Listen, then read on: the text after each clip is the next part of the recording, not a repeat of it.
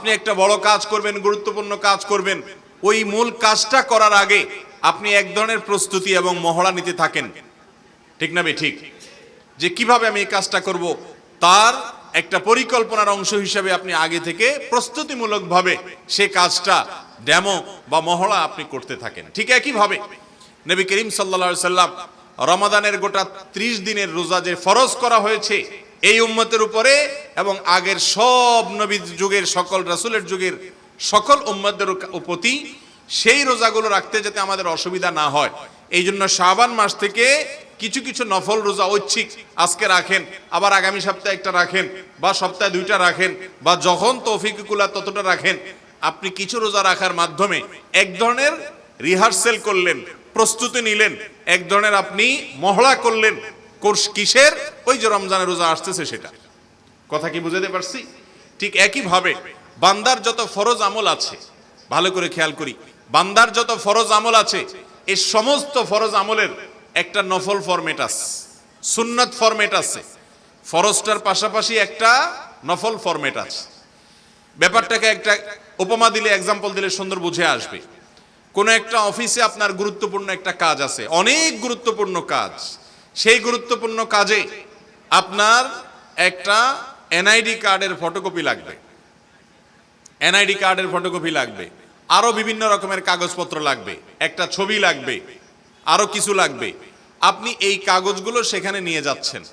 একজন সতর্ক মানুষ, যিনি এত গুরুত্বপূর্ণ কাজ, এই কাজটা যদি তার হয়ে যায় তাহলে তার জীবনে বিরাট উপকার হয়ে যাবে, তার নামে কোনো একটা বড় কিছু পাস হয়ে যাবে, অথবা তার চাকরি হয়ে যাবে, বা কোনো একটা কিছু হয়ে যাবে। এরকম গুরুত্বপূর্ণ কাজে তার কাছে যে পেপারসগুলো চাওয়া হয়েছে, যেই কাগজগুলো তাকে দিতে বলা হয়েছে, সেই কাগজগুলো একটা একটা করে নিবে নাকি একটার বেশিও রাখার চেষ্টা করবে? বুঝেন নাই? তাকে বলা হয়েছে একটা এনআইডি কার্ডের ফটোকপি আনবা, একটা ছবি নিয়ে আসবা, একটা পাসপোর্টের ফটোকপি থাকলে সেটা নিয়ে আসবা, জন্ম নিবন্ধনের সার্টিফিকেট নিয়ে আসবা, চেয়ারম্যান সার্টিফিকেট নিয়ে আসবা, এরকম কিছু কাগজ আনতে বলছে। যদি বুদ্ধিমান মানুষ হয়, বিচক্ষণ মানুষ হয়, তাহলে এগুলোর একটা সেট সে রাখবে, মাস্টার কপি বলে এটাকে। আবার কিছু এক্সট্রাও রাখবে, যদি একটা কাগজ হারায় যায় বা নষ্ট হয় বা খুঁজে পাওয়া না যায়, তাহলে যেন ওইটা দিয়ে কাজ করতে পারে। এরকম সতর্কতামূলক অতিরিক্ত কপি নেওয়া হয় কি হয় না? ঠিক একইভাবে আল্লাহ রাব্বুল আলামিন আমাদেরকে যত ফরজ কাজের নির্দেশ করেছেন, যত ফরজ কাজ, বিশেষ করে ইসলামের যে স্তম্ভগুলো, 5 ওয়াক্ত নামাজ, রমজানের রোজা, যাকাত, হজ, এই সব কাজগুলো ফরজ না নফল? ফরজ। এই ফরজ কাজগুলোর নফল এবং সুন্নাত ফরম্যাটও আল্লাহ রাব্বুল আলামিন রেখেছেন। কিভাবে? 5 ওয়াক্ত নামাজের ফরজ নামাজ তো হলো কম, রাকাত সংখ্যা খুব বেশি না। যেমন ফজরের মধ্যে ফরজ নামাজ কয় রাকাত? 2 রাকাত। জোহরে, আসরে, মাগরিবে, এশায় 4। আপনারা কি শুধু এই রাকাতগুলোই পড়েন, না তারা আগে পরে আরো কিছু নামাজ পড়েন? পড়েন না? ফজরের ফরজ 2 রাকাত, কিন্তু তার আগে 2 রাকাত সুন্নাত।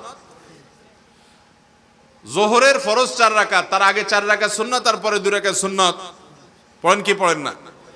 আসরের আগে 4 রাকাত সুন্নাত আছে, সেই সুন্নাতটা, নিয়মিত সুন্নাতটা মাঝে মধ্যে পড়ার কথা, সেটাও আল্লাহ যাদেরকে তৌফিক দেয় তারা চেষ্টা করেন। মাগরিবের ফরজ 3 রাকাত, তারপরে গুরুত্বপূর্ণ সুন্নাত, সুনানে রাতেবা, সুন্নাত মুআক্কাদা আছে 2 রাকাত, সেটাও আমরা পড়ি। মাগরিবের 4 রাকাত ফরজের পাশাপাশি পরে আরো 2 রাকাত সুন্নাত আমরা পড়ি। কেন? ওই যে নবী করিম সাল্লাল্লাহু আলাইহি সাল্লাম ফরজ সমস্ত আমলের আগে পরে কিছু সুন্নাত আমল রেখেছেন, ফরজের পাশাপাশি সুন্নাত। এটা হলো এক্সট্রা। ওই যে লোক অফিসে কাজের জন্য গেছে, ধরেন একজন প্রবাসী, নতুন তিনি বিদেশে যাবেন, কোন দেশে যাবেন, তো ভিসা আসছে, ভিসার কপিটা সাথে রাখেন, আবার ফটোকপিও সাথে রাখেন, যদি আল্লাহ না করুক মূলটা হারায় যায়, যাতে ফটোকপিটা দিয়া কোনো একটা কাজ করতে সে পারে। ঠিক না ঠিক? একইভাবে আমাদেরকে ইসলাম ফরজ কাজগুলোর আগে পরে কিছু সুন্নত কাজ করতে বলেছে। ওই একই ধরনের কাজের সুন্নত ফরম্যাট রেখেছে, যাতে করে কিয়ামতের ময়দানে বান্দার ফরজ আমলের যদি ঘাটতি দেখা দেয়, অসুবিধা দেখা দেয়, তাহলে নফল বা সুন্নতটা দিয়ে যেন ফরজের ঘাটতি পূরণ হয়। আরেকটা উদ্দেশ্য হলো যাতে মূল কাজটা সঠিকভাবে হয়, এজন্য আগে থেকে সেটার ওয়ার্ম আপ, সেটার প্রস্তুতিমূলক আয়োজন, সেটার রিহার্সেল জাতীয় আয়োজন, যা আগে থেকে সরাসরি ফরজ নামাজে না গিয়ে আগে একটু সুন্নত নামাজ পড়ে নিজেকে প্রস্তুত করে নিলাম, এরপরে আমি ফরজ নামাজে গেলাম, তাহলে ফরজ নামাজটা সুন্দর হবে, ভালোভাবে হবে।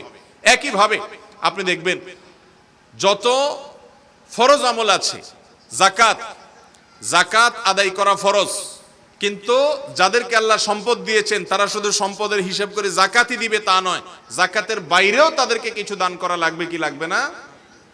মসজিদ মাদ্রাসায় তো আর জাকাতের টাকা দিবেন না, হ্যাঁ, সেখানেও তো দান করতে হবে। তো এই জন্য ফরজ দান যেটা, ওইটার পাশাপাশি সুন্নত এবং নফল দানের নির্দেশ ইসলাম আমাদেরকে করেছে।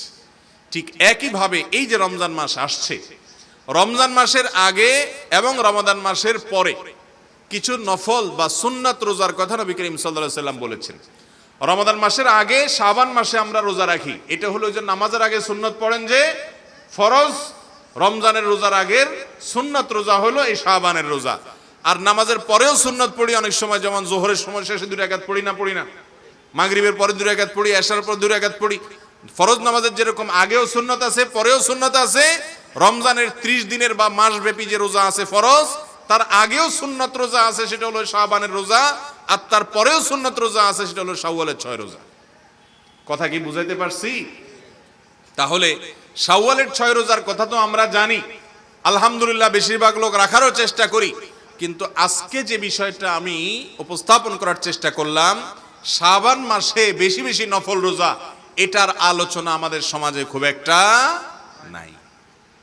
আমরা আজকে অনেকেই হয়তো নতুন করে শুনলাম, শাওয়ালের 6 রোজা যারা রাখেন আলহামদুলিল্লাহ আল্লাহ তৌফিক দিয়েছেন, পাশাপাশি এই যে শাবান মাস শুরু, এই মাসেরও কিছু না কিছু দিন অন্তত আল্লাহর নবীর মহাব্বতে, আল্লাহ নবী সাল্লাল্লাহু আলাইহি সাল্লামের অনুকরণে, তার সুন্নার ইত্তেবার অংশ হিসাবে আমরা এই মাসের কিছু দিনের রোজা রাখবো তো ইনশাআল্লাহ। আল্লাহ আমাদেরকে আমল করার তৌফিক দান করুন। ভাইরা আমার, আমাদেরকে আল্লাহ রাব্বুল আলামিন প্রিয় নবী সাল্লাল্লাহু আলাইহি সাল্লামকে পাঠিয়েছেন মডেল হিসেবে। তিনি আমাদের জন্য মডেল, তিনি আমাদের জন্য আদর্শ। তিনি যা যা করতেন সেটা করার মধ্যে এই উম্মতের কল্যাণ নিহিত আছে, বুঝে আসুক আর না আসুক। তার অনুকরণ থেকে ছিটকে পড়ে গেলে, অন্য পথে চলে গেলে মানুষ গোমরাহ হবে, পথহারা হবে, যে পথের শেষ মাথায় থাকবে জাহান্নাম। আর তার অনুকরণ যদি করতে থাকে, তার পিছে পিছে যদি চলতে থাকে, তার কাজ দেখে দেখে যদি করতে থাকে, তাহলে এই চলার শেষ গন্তব্য হবে ইনশাআল্লাহ জান্নাতুল ফেরদাউস। অতএব আমরা এই শাবান মাসে সবচেয়ে গুরুত্বপূর্ণ আমল, এই মাসটির বৈশিষ্ট্যই হলো যেটি, সেটা হলো নফল রোজার শ্রেষ্ঠ মাস। এই মাসে আমরা কিছু কিছু নফল রোজা, সুন্নত রোজা রাখবো তো ইনশাআল্লাহ। আমরা অনেক দিনে রোজা রাখার জন্য অস্থির হয়ে যাই, যে দিনগুলোতে রোজা রাখার কোনো নির্দেশ হাদিসে পাওয়া যায় না, কিন্তু রাখার জন্য আমরা অস্থির হয়ে যাই এবং সেটার জন্য আমরা এত ব্যাকুল হয়ে যাই যে ওইটাকে আমরা ফরজ ওয়াজিব বা সুন্নতের মতো গুরুত্ব দেই। অথচ এই শাবান মাসের বেশিরভাগ দিনগুলোতে প্রিয় নবী সাল্লাল্লাহু আলাইহি সাল্লাম রোজা রাখতেন। আমাদের দেশে আমার ব্যক্তিগত জানাশোনা অনুপাতে বেশিরভাগ মানুষ শাবান মাসে ওই শবে বরাতের একটা রোজা ছাড়া আর কোনো রোজা রাখার সুযোগ বা তৌফিকই পায় না। চেষ্টা করব তো রাখার ইনশাআল্লাহ। আল্লাহ তাআলা আমাকে, আপনাকে, আমাদের সবাইকে আমল করার তৌফিক দান করুন। মুহতারাম হাজিরিন, শাবান মাসের এই যে নফল রোজা, এটা রাখার ক্ষেত্রে আবার কিছু নিয়ম আছে।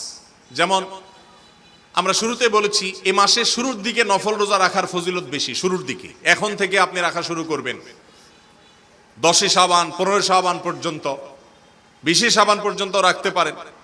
তবে যত শেষের দিকে যাবে তত আস্তে আস্তে রোজা কমায় দিবেন। শাবানের একেবারে শেষের দিকে রোজা রাখা অনুচিত। শাবান মাসের একেবারে শেষের দিন 29শে শাবান, যেদিন 29শে শাবান চাঁদ দেখা গেল, তো পরের দিন ধরেন 30শে শাবান, ওই 30শে শাবানের দিন যদি চাঁদ 30 হয় আর কি, তাহলে সেই দিন আমাদের দেশে অনেক মুরব্বীরা রোজা রাখতেন, এখনো অনেকে রাখেন। কেন রাখেন?